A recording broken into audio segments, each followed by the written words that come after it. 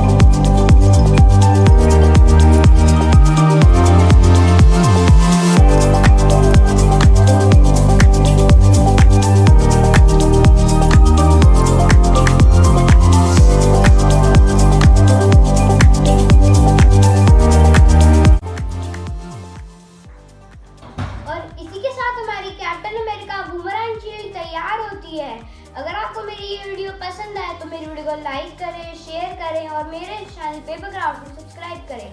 और अगर आपको मुझसे कुछ बनवाना हो तो आप मुझे इंस्टाग्राम या फिर फेसबुक पे DM कर सकते हैं। Thank you.